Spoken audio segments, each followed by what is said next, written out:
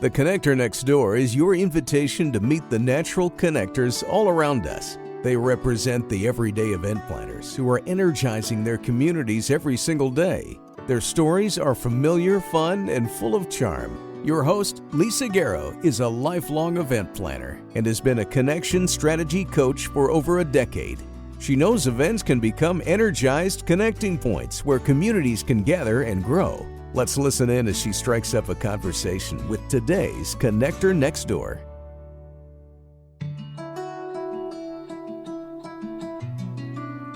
Sharayah and Journee are deep thinkers, thoughtful connectors, are sisters who have been through thick and thin together.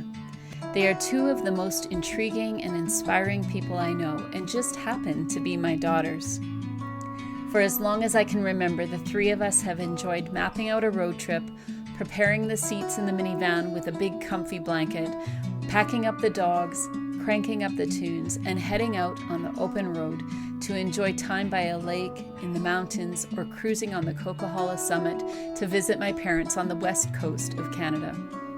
These road trips have been, and continue to be, times to shut out the world and connect, but to also coil into deep conversation about current events and concepts we're curious about. The miles we've traveled together have been a gift, and the winding roads became a treasured thread through some very tough times. Thanks for choosing to join us on today's road trip as we chat about what connection means to them, what strategies they've used to manage making friends through almost a dozen moves in their younger years, and what it's like to navigate connection as biracial young adults. If you're snuggled in, let's dive in.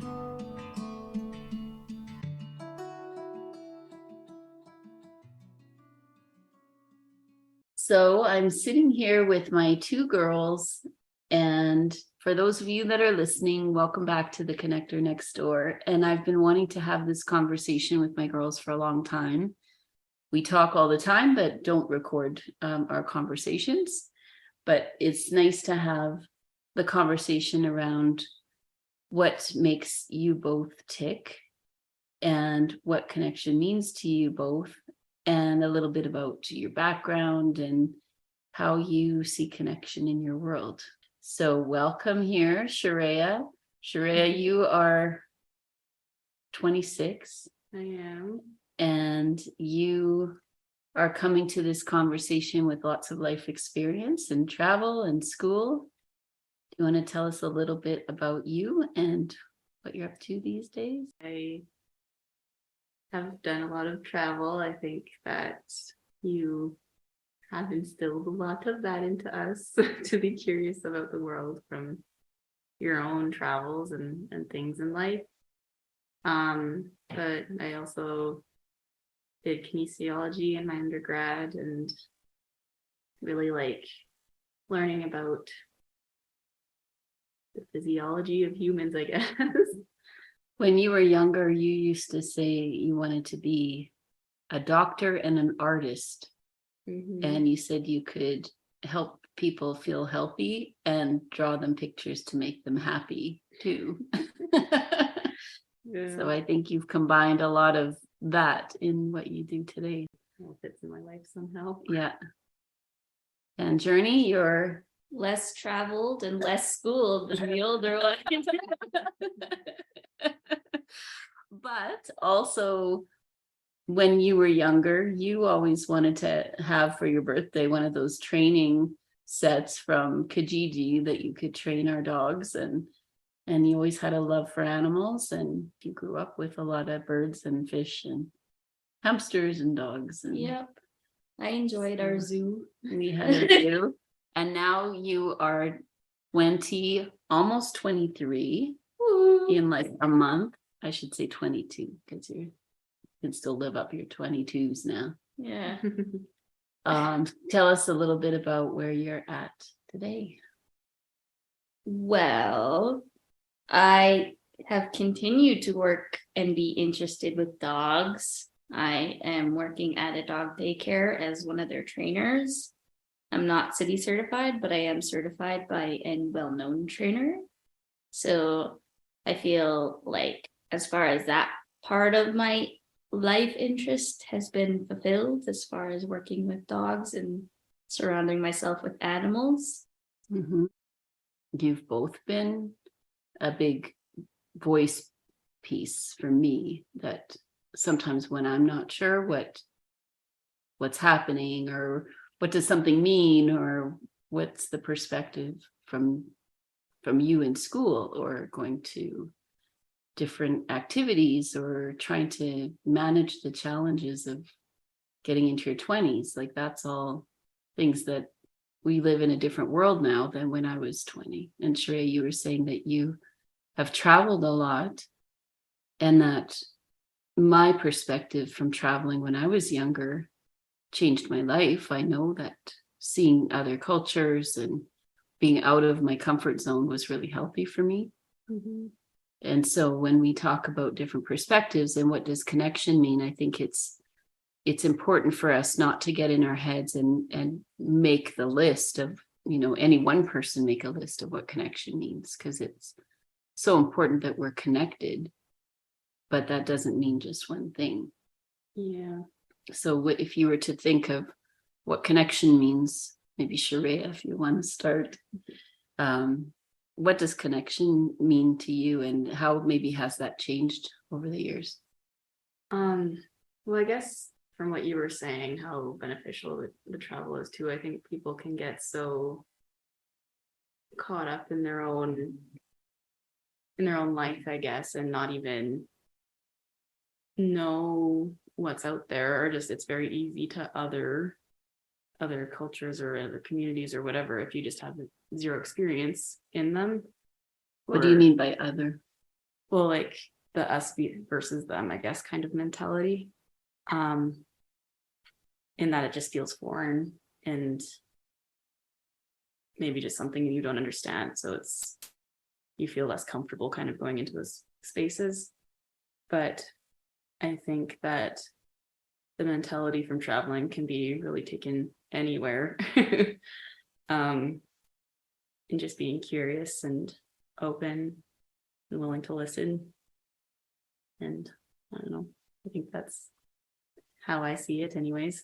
Well, and even in your travel, I think it's not just, I think, the chance to listen, but I know you would have all sorts of stories, or sometimes I wouldn't hear from you for days, and then you'd say, oh, we're staying with this person in Egypt, and they're, they're really great, and their food's awesome, and they've just taken you under their wing and helped to guide you on your journeys. And depending on the country, I think you've had this ability or opportunity, I guess, to connect with different people around the world, that not that you're the same, when you say other, it's not that you're meeting the same kind of people with the same kind of view on life. It's just that it seems that you're surprised and excited about meeting people that are different. But what do you find when you feel that connection with somebody that you've just met? What is it that you're feeling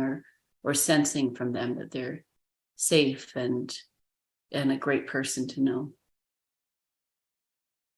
I think that people often want to just have that shared time together, or they want to learn something new as well. And I've had this happen, I guess, not even just abroad. I mean, it can happen here as well in Calgary, where we are. But just meeting new people, and I find it fun. Yeah. I think it's good, and I think it brings something to both people to just talk. And I think it's even more so if it's from another culture, because you're kind of both coming into this maybe with less knowledge about each other, so it's an opportunity to learn and, I don't know, make more stories that way. Yeah, make more stories. That's cool. And Journee, you were more outgoing, I think, when you were younger, when you were a kid, and even when you and Sharayah would go to, when you'd be in school together, you were the one introducing Sharayah to all your friends.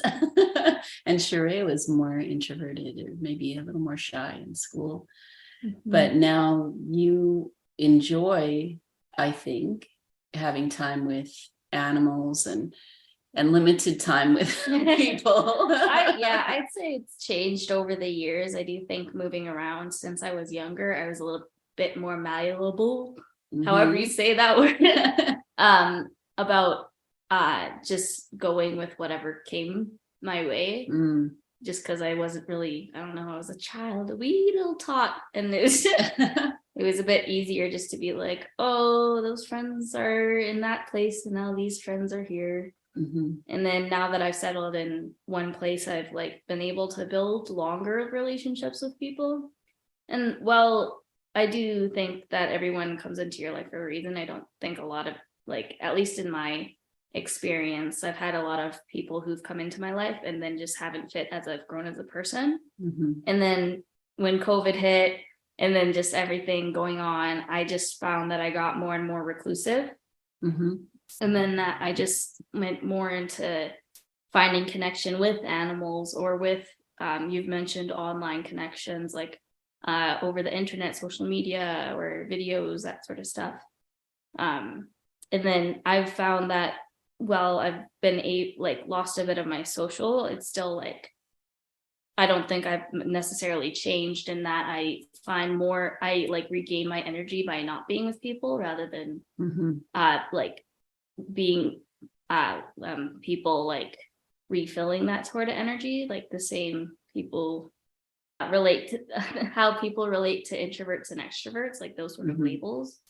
And I know there's like the in between, but it's more just, I find I'm an introvert, and then now I'm an out of practice introvert. So getting out of my shell will be a bit more challenging now because I find I'm still growing and I'm 22. So I got another 3 months of being 22 and then still a whole lot of life ahead of me. So yeah, I find I'm still kind of growing. So all of my like friendship stories or stories in general are usually going through puberty or like I'm a 4-year-old adult, 18 to 22. Like I've just come out of being a teenager and I don't know, still learning a lot.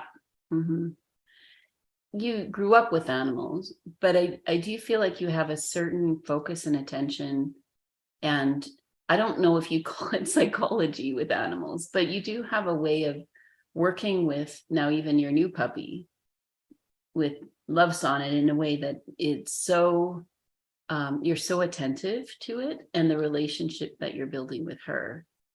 And I think from what you know about even the dogs that you train, you're so attuned to what's too much for them and what's, what are the triggers for them and how to treat them and how us as humans can better their lives. And so I think that you are built for connection, but it just looks totally different than somebody that might be connected to, like with Sharayah, with her travel or meeting new friends and loving that space. I think you seem to be in your zone when you're with animals. I do find I have more compassion and patience with animals than I do people.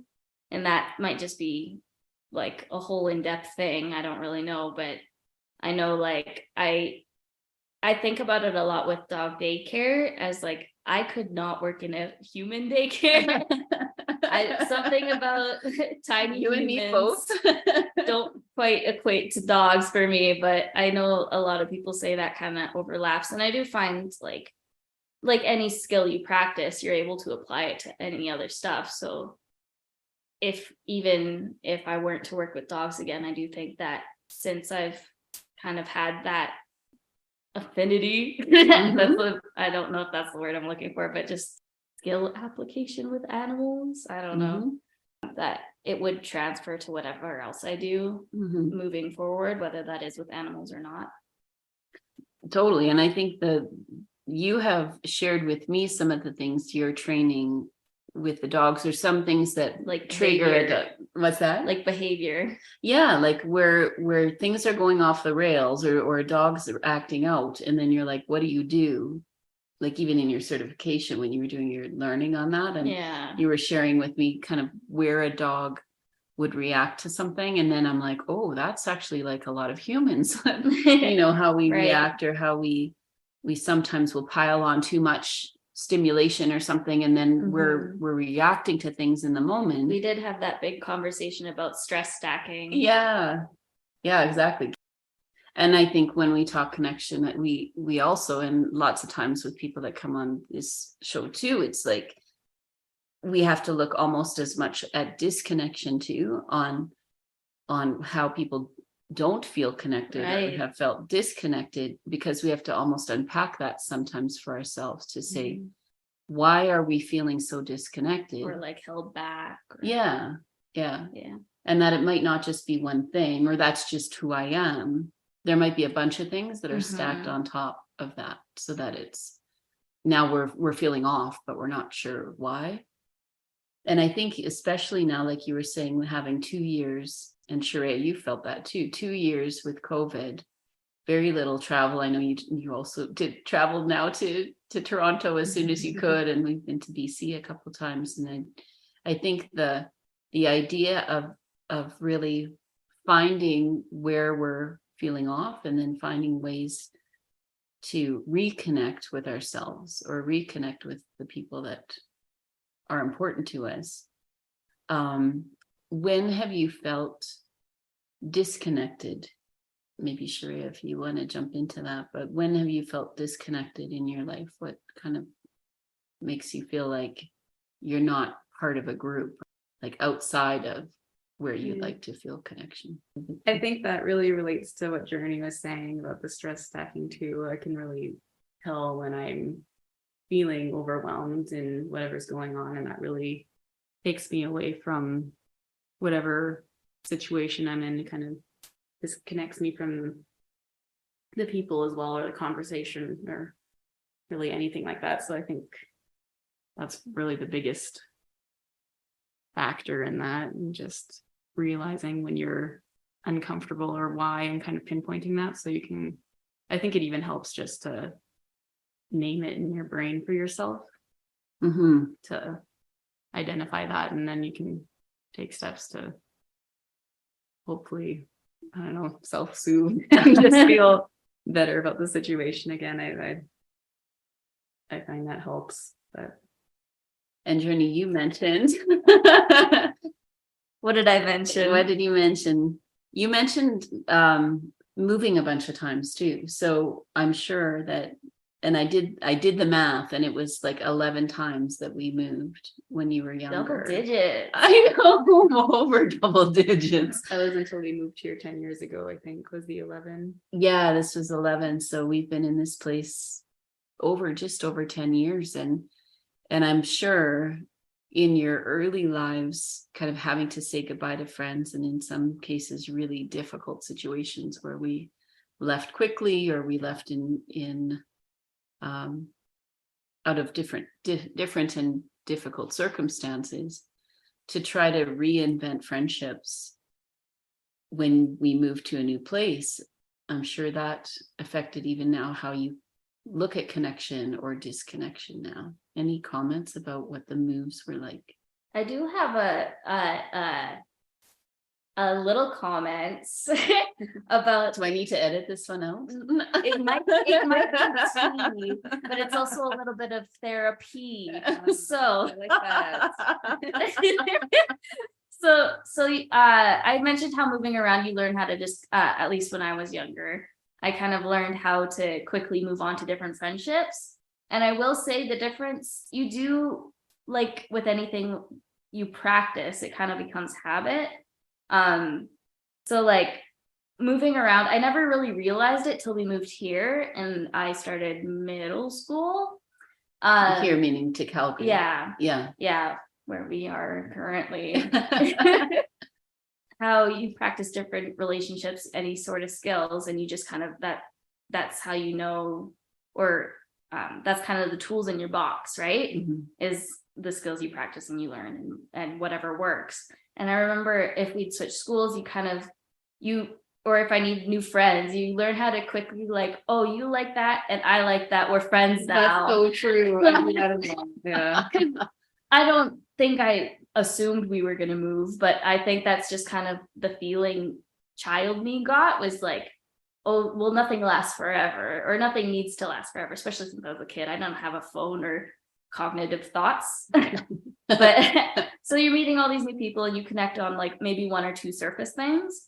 And then when you get used to moving around a lot, it becomes a lot faster where it feels kind of like a play date. Ah, interesting. So like each friend you make is like really interesting, like you're friends, but since you're a kid, all your connections go through like parents, and then you were only there for a year. So if you did even meet my friends' parents, it would be like a quick relationship. Mhm. And then not that you have like time to build a relationship with the parents, which is a little more complex. But it was just kind of like a quick thing. And then I remember we moved back to Calgary, where we are now currently. And I started middle school, and then that was the first time I actually thought about how I was going to make friends. And like looking back, I like remember having the thought, okay, find the most popular person here, because they can introduce you to everyone in the class and they have all connections in the school. And that's how I started my middle school Strategy. friendship in Calgary. That's funny. Did it work? It worked. That's hilarious. So you just kind of go to the top, and then you're only there so they won't like lose interest or like worry about actually finding the deeper things you connect with to see if the relationship will last. It's just like A jumping off point. you're popular, you don't know who I am, I'm a mystery. And then you're gone before they find out anything about you. Yeah, I can't say I ever used that tactic.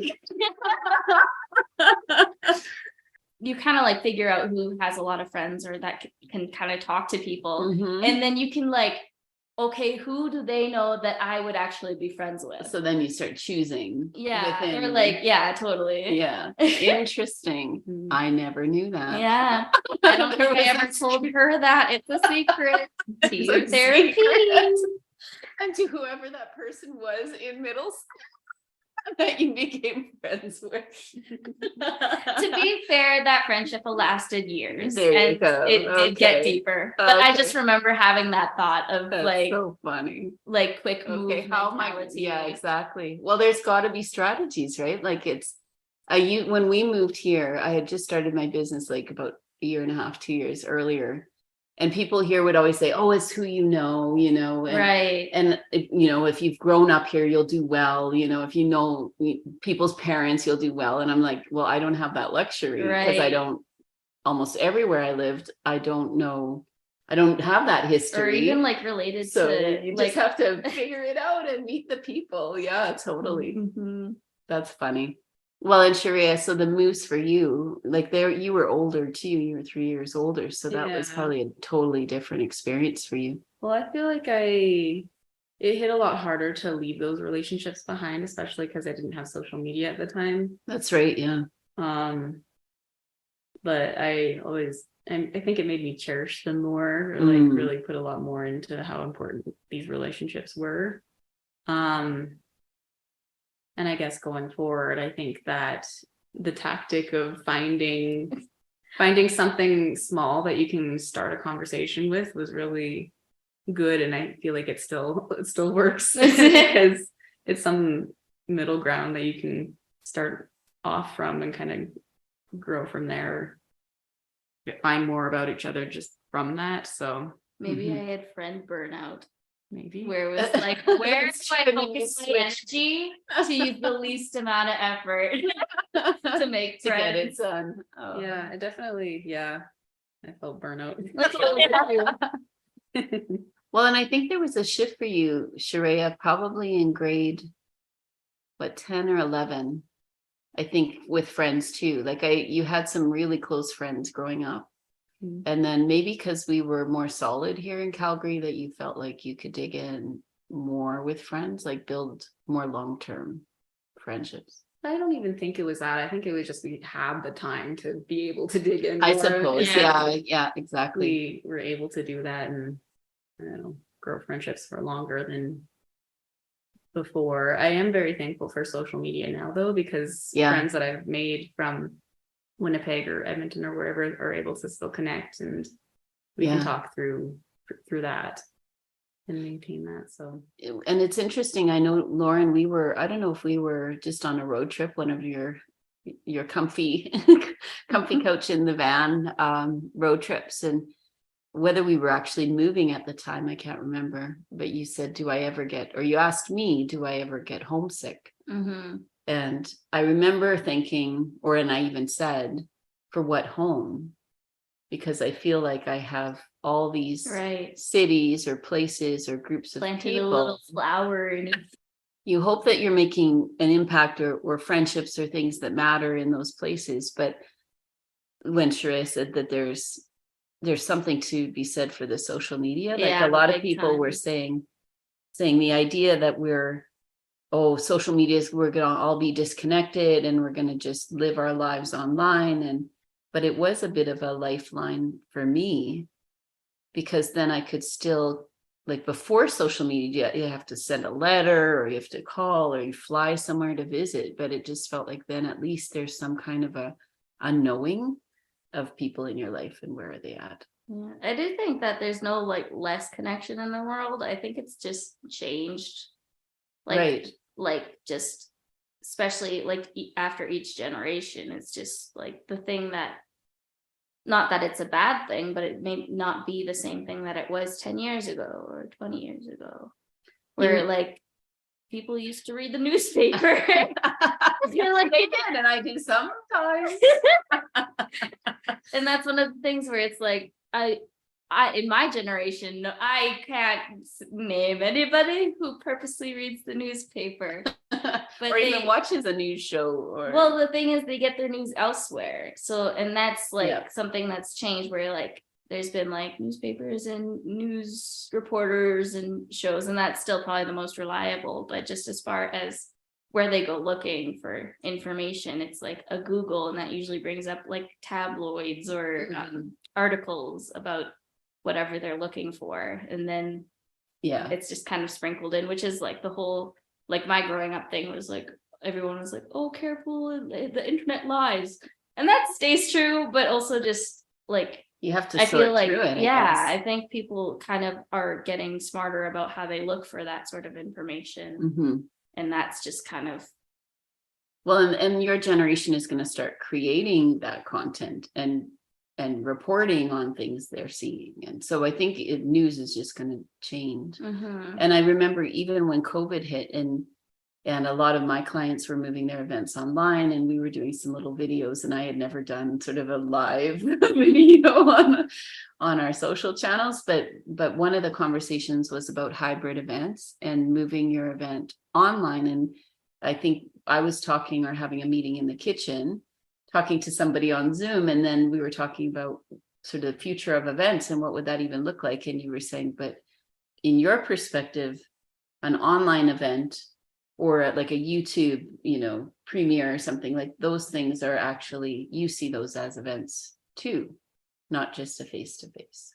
So I think all of that is changing now in a way that it's different than what it was. But I think opportunities are growing for connection now that are different.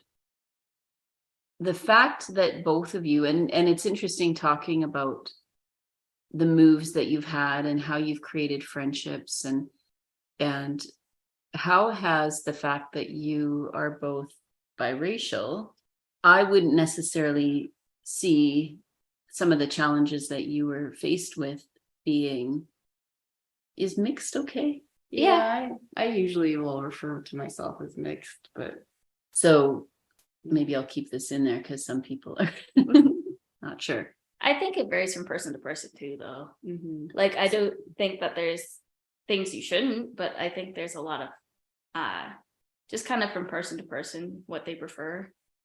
To what you would call yourself. Yeah. So I would say that I'm Caucasian, a white person with a European background, and I think German. I think lots of debates about that. Yeah, maybe from the Netherlands, I think. And I have to dig a little bit deeper into all of that, my background. But for you guys, your dad being from South Africa, so even he had a very diverse background, his parents. And so, like Sharayah, you did your DNA what's it Yeah, called? the 23andMe. 23andMe. What was that like for you to actually dig into your background and kind of where you came from? Mm-hmm. I think so. So for the DNA test, I've seen that people will do their DNA thing, and then when they get the results, they'll go and travel to all the different things or like places that their ancestors came from. I just find it funny when there's only one result for somebody. Yeah. Well, that was kind of half A cheaper trip. Yeah. Yeah. There was the one bordering section of Germany to the Netherlands that I think you're from, Mom. I feel like if you did it, it would all be from that one area because it was so concentrated in that one area. Same with all of the relatives I assume are from your side. But I think it just was a confirmation of what I already knew. I think with mixed people as well, it's so interesting to see how the DNA shows up in your body too, because it's just, you can really get anything. Like our aunt has it's like half Scottish, she got all the East Indian in her, whereas Dad has more of the African in him, and I got none of the Scottish from him apparently. So I have 0 Scottish according to the DNA test, which I thought was interesting, but it doesn't take away from the fact that our great grandfather was Scottish. But in growing up, did you ever feel like you were different than some of the friends you were making? Did you feel like they would look at you different? yeah, I mean, I obviously don't look like I'm Mennonite, and so going to a lot of those Mennonite schools or the Christian schools, I definitely didn't look like I was, I don't know, like a lot of the other students there. So I think in that way, I came at it from a different perspective. Did you find that you're kind of embracing your cultures now?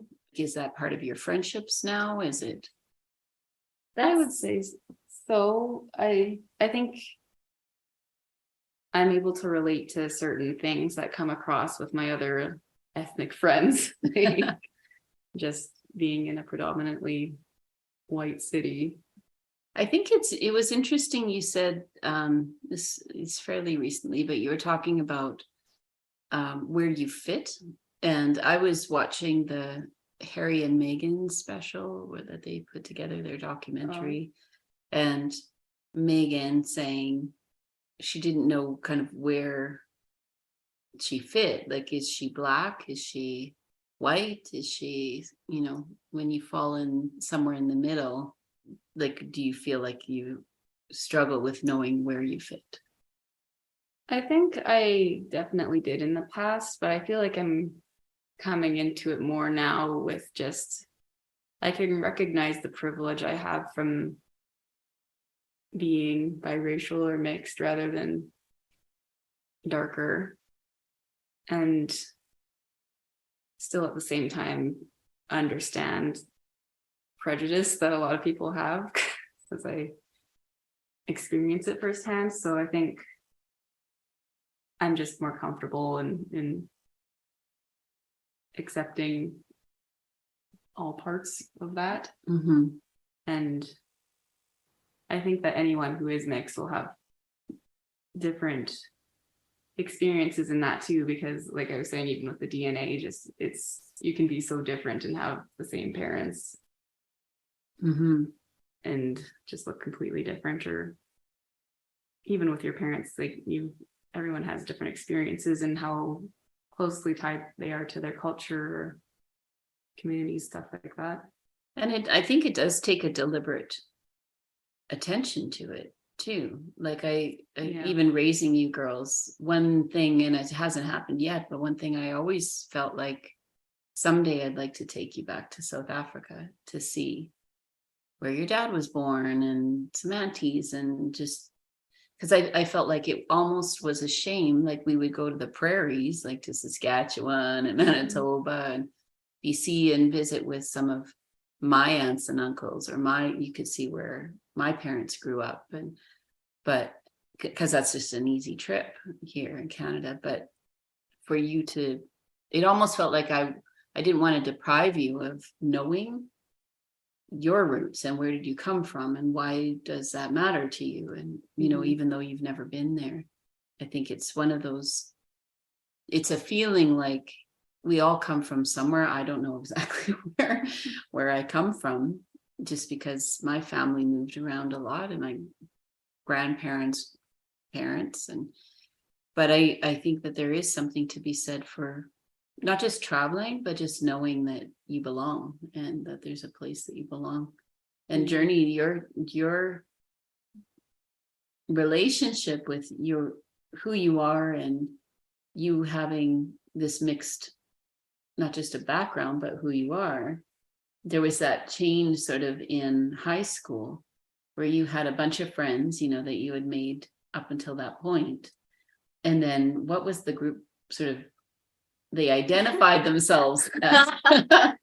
Well, like in general, I will say that like growing up, you could not tell me that I was not white. Like 8-year-old me would be fooled because we were always around a lot of white people, and just like your family's white and connections, different people. Like once you kind of have that sort of community, you tend to kind of stay with that. But there were like a few colored kids, and I was like, oh wow, I don't look like that. Or like I wasn't really, until there's a picture of 10 of you I know, like right? outside of the school, I and know, you're right? like, I am like and with my people. So it was, I had like a lot, mostly white friends, and then I got to high school, and then I made friends, like not that I had like friends of all colors, but I had this like core group of maybe 4 white friends that I had. And like we were still kind of pals, but like kind of making distance because we were all going to different high schools. And then I made friends with some girls I went to middle school with, and they had a couple friends. And then I was kind of sucked into the brown group at my school. And it was like, I say brown because that's kind of what we called ourselves, because it was like almost every brown ethnicity. Like we were all over the map, some mixed, some not. But we were all just kind of in a small community. And it wasn't until I was kind of accepted it, like, and made more and more friends with them, that I realized that they talked about color a lot. And that's when I kind of became aware, and this was maybe grade 10, where I was like made to be aware that like privilege is a thing, or just kind of that color does have a factor in how different people interact with the world. And I like started noticing and looking back, and that's when I would realize like, oh, this person being mean to me maybe wasn't being mean to me for no reason. Or like just kind of looking back on situations where it's like trying to figure out what was different that made that thing happen, and then realizing like, oh, this could be a factor in it, and then that it really is a part of who I am. And especially since I'm melanated, I can't really pass for white, and like Sharayah said, it shows up in so many different things. And sometimes when you are, since like if you are biracial, there's some sort, not stigma, but a lot of like interest in your background, and you get a lot of people asking like, where are you from, are you mixed? And I the old where are you from question. Often I get even where's your name from. Oh, is that right? I mean, you do have a pretty unique name. Yeah, but yeah, no, I Maybe I should have given you different names. No, I I like my name. It makes me laugh because like you initially heard it from the song, right? Right. That Yeah. kind of introduced you to the name. Yeah. I was like, right, that's kind of where it's from, I guess. I don't know what else to tell you, but there's recently somebody just would not let it go, and she just was digging in. I'm like, no, but where's it actually from? Like, I really do want You can make up a big story on it. or it'll be people telling me where it's from, and I feel like it's a name that's common in lots of different places. So just be like, oh no, it's this. It does get tiring. I mean, I leveled with that. Like you were asking, do you feel like you don't belong in one place or the other? And I find that I used to feel that way, like same way you were saying. I mean, I feel like you are who you are, and it doesn't have to be reliant on, I don't know how. Like basically, like I remember even Black History Month. I know like a running joke with my friends, since I'm one of the mixed ones, are like, oh, you only get to celebrate half the month. Oh, because I'm half Black, half white. And then if we go deeper into that, I do say South African East Indian. And I know a lot of my friends connected with the South African, because I do have, that was kind of the general culture in the brown group. But that it would give so much more color to what everyone was like personally, like just that you could connect on something like that, where like I didn't feel that before, because that was just never a factor, or it was very hush hush and taboo to talk about someone's color. And I do think that I don't see color. I don't see color. No, I see every color. Come on now. I just Yeah. kind of But yeah. So what's really interesting too, even the context of knowing your dad's mom and dad, and they grew up in South Africa, and conversations that we used to have, and Grandpa saying, because I had shared with him that when you were old enough, I wanted to take you to South Africa. I wanted to do a tour. I'd never been there either. And it was just so interesting to me. And I felt like that was not just a gift I wanted to give you, but it was something that I felt was really important for your own growth and development. And he grew up there in South Africa during the apartheid period. So your grandma saw the dance floors and the parties and the fun and the beaches, and she loved to go back. She also looks more Greek, right? And she looks more Greek, and she just loved the party and the food, and she loved to go back. But I think Grandpa had that view that you were mixed, and so there was danger in going back. That's what he knew, and so it was almost like you can't take them to South Africa, even though by then that was on paper history, but he still felt that there's this division between races that actually has a much deeper consequence. And there still is, from what I hear over there, but I think, yeah, he definitely had a different view, because he is darker than Grandma was, and had different experiences in that too. And the fact that they traveled so far away, like I know Dad's family now was very westernized, and it's like I don't think there's a good thing or a bad thing about how people want to live their life or like what culture they want to participate in. But just as far as like, you talk a lot about us getting back to our roots. I know me and Sharayah are both interested in that, and we're very curious about our ethnicities and kind of what makes us us. And I just know that while we're doing a lot of research into it now, even Dad wasn't like, he just kind of wanted us to embrace this. And then I found that whole like racism, like just hate crime type of stuff later on, and experienced that more later on, and was able to kind of research it myself rather than it being part of who I am, because I know we moved around with you rather than Dad, so we didn't really grow up around that. That's right too, which would have made another difference, right? Because you're flying back to see him, or you're kind of popping in and out. Well, it is actually, it was so interesting because we were traveling with Dad a lot too when we were kids, and there was so many like I wouldn't even say hate crime, but very racist people in our travels. I was a bit young during our travels, but I have no doubt. But like I would really see it front and center when we were with him compared to with you. I think it was because he's darker. And for those that don't know, and we were, well, you were how old when we divorced? So we separated at 6, I think. Yeah. And then we moved when you were 8. When I was 8. Yeah. And Sharayah, you would have been, it was just about to be 12. Almost 12. Puberty. Yeehaw.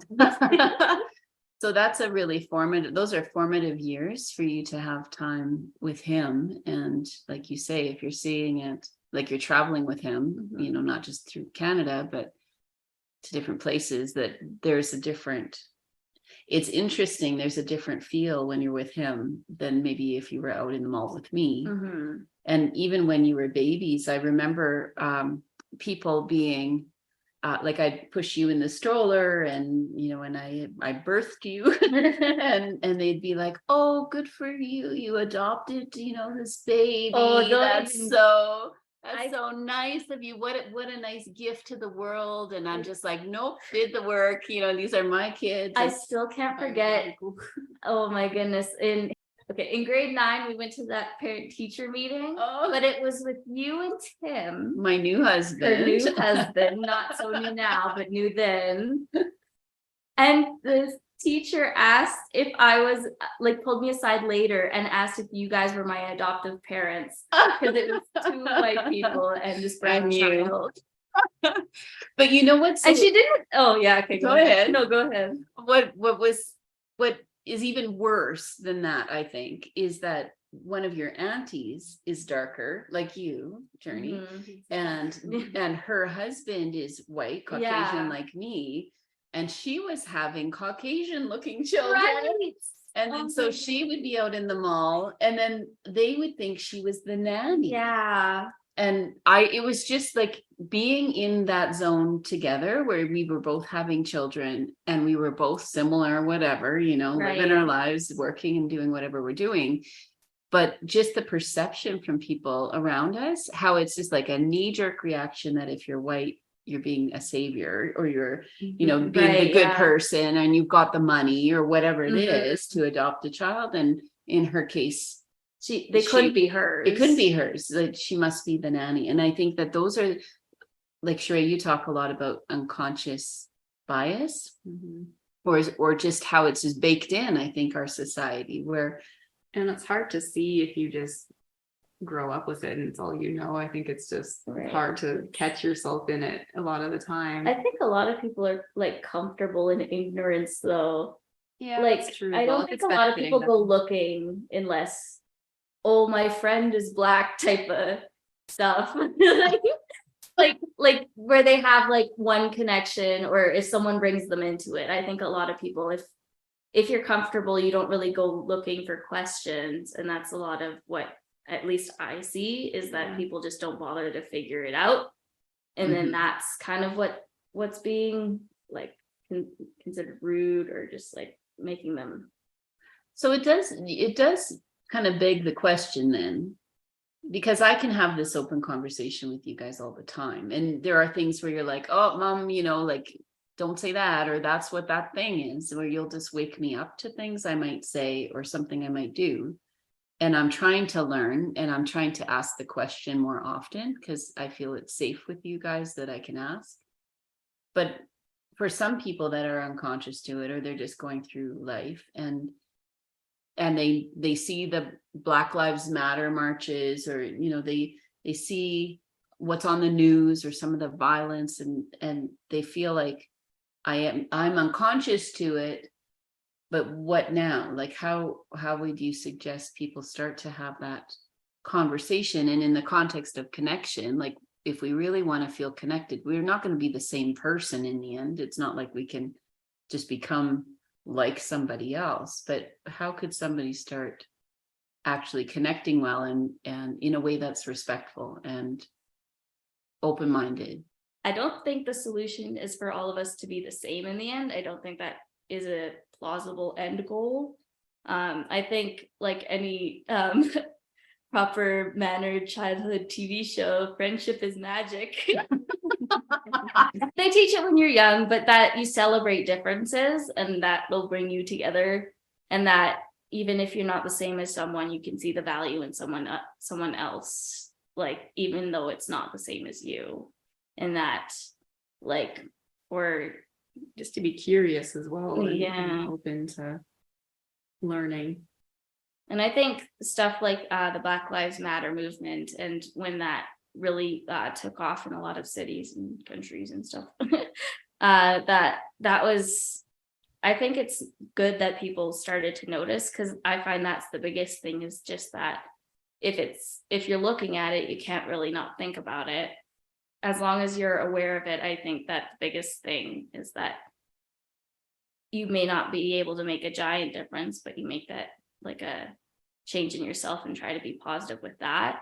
And I find like when you're open and, like Sharayah said, curious about other people, I think that's where you really find that sort of connection with others, is that you're asking the questions, or asking, like, even just asking, like, how can they connect with you? Like, Not assuming this is, what it means to connect with somebody who is of mixed race. Well, I think if you are in like a position where you have more privilege, you can use that to create space for people, like people of color, to talk about their experiences and actually listen to that rather than assuming, or like Mhm. yeah. I think I had to learn to be open to being wrong and not Mhm. being defensive, Mhm. because I always felt like I've been always so open-minded, and I've traveled, and I think even when you were young, I felt like I got this. Like, I'd have to learn how to comb Sharayah's hair because it's so curly, which would be different, right? And so I'd have to go to the different aisle to get different conditioner, and just trying to learn. But I think as you've gotten older, and life is complex, and relationships are complex, and who we are is really complex. And I think I was even trying to figure out, who am I, and where am I from, and what do I believe? And I think having the feeling like I can be wrong in something, or I can change my view on something, or what I believe on something, it doesn't make me a bad or worse person. It just means that I'm learning and growing. And I think you guys have been so generous to me as your mom in that learning, because it's hard sometimes to be like, oh yeah, I didn't mean to offend somebody, but yeah, that's coming from my place of privilege. So Sharayah, how would you suggest somebody could find a way around, like you said, be curious? I think that's a big one. Well, I guess just for myself, and then I'll also say I'm not immune to that because I'm pretty racially ambiguous, so people can just assume what they want me to be. And you just go with it. Yeah. But Really pick battles. it doesn't mean that I necessarily understand every group that people assume me to be. So I think it's a journey for myself as well, to just be open to being in those spaces. I think just for myself as well, just to have friends with the kind of people. And you just naturally will learn more of their perspectives and experience just through that. So And I think with everything, like, to be surrounded by people that want to connect with you authentically and with who you are. And I think giving yourselves that opportunity to be around people that will allow you to be yourself, I think in my world, it just feels like it's the only way we can really, like you said, Lauren, you've got a lot of life ahead of you, for you just to lean in and do life and be happy and feel like you've got this. So much of that is just owning who we are and being free to be that person. And I've had to do that work just in other ways, but where now I feel like I can just spread my wings, because it doesn't really matter what people think about what I think or where I'm coming from. I care that I'm connecting well, but there are some people that are just haters are going to hate, or there's going to be people that don't get it, or that's also true. That I can't spend my energy trying to convince somebody that what I have to say is worthwhile, or like, it's just such a waste of energy. And so I think there's a space for all of us to be able to step in and just say, I'm going to have a voice. And that was one of the biggest reasons I wanted to have you guys both on today too, because it's so important for me that others hear not just obviously my voice, like we've got lots of guests on this podcast, but where you're coming from and how you're navigating who you are in all of this. And that there's lots of, probably even for you guys, that when you get older, and then there's going to be another generation of people. I'm already feeling it. I was going to say, you guys, young people these days. Yeah. that we're all kind of just working out what does this new world look like, especially after COVID, where people, I think, have gone deeper in what they believe and what's important to them. Thanks for being here. You're here because we're in the same house and we're in the same living room, so we're not going anywhere So right you're now. stuck with me for now. But this has been a special conversation, and for me, I continue to learn, and I appreciate those that are out there doing the work on helping to get the word out and having these discussions about what diversity and inclusion mean, but it's personal. And I think it's personal for us as a family. And I'll just keep learning. So thanks for being here, guys. Thanks for having the conversation with me. Thank you as well. The Connector Next Door podcast is produced by Candy Event Consulting, where everyday event planners and their teams gain clarity, get connected, and grow in confidence. Subscribe at www.candyconsulting.ca to hear visits with everyday event planners who are putting connections first.